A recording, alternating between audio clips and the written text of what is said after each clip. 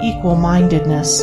To be equally minded is to be peacefully minded, for a man cannot be said to have arrived at peace who allows his mind to be disturbed and thrown off the balance by occurrences. The man of wisdom is dispassionate, and meets all things with the calmness of a mind in repose and free from prejudice. He is not a partisan, but having put away passion, and is always at peace with himself and the world, not taking sides nor defending himself, but sympathizing with all.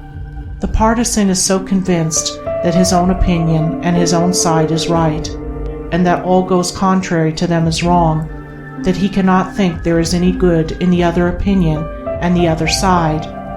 He lives in a continual fever of attack and defense, and has no knowledge of the quiet peace of an equal mind. The equal-minded man watches himself in order to check and overcome even the appearance of passion and prejudice in his mind, and by so doing he develops sympathy for others, and comes to understand their position and particular state of mind. And as he comes to understand others, he perceives the folly of condemning them and opposing himself to them. Thus there grows up in his heart a divine charity which cannot be limited, but which is extended to all things that live and strive and suffer. When a man is under the sway of passion and prejudice, he is spiritually blind. Seeing nothing but good in his own side, and nothing but evil in another, he cannot see anything as it really is, not even his own side, and not understanding himself, he cannot understand the hearts of others, and thinks it is right that he should condemn them.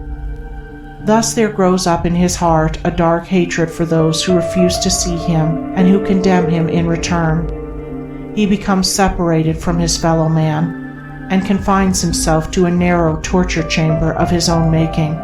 Sweet and peaceful are the days of the equal-minded man, fruitful in good, and rich in manifold blessings.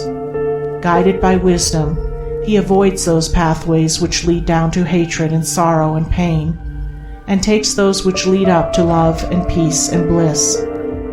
The occurrences of life do not trouble him, nor does he grieve over those things which are regarded by mankind as grievous, but which must befall all men in the ordinary course of nature. He is neither elated by success nor cast down by failure.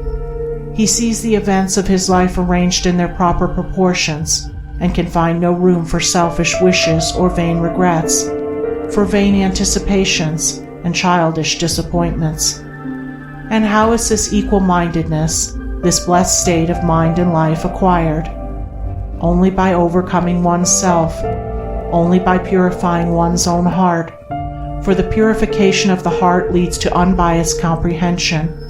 Unbiased comprehension leads to equal-mindedness, and equal-mindedness leads to peace.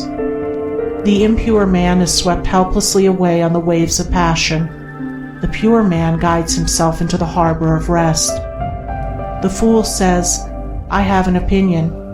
The wise man goes about his business.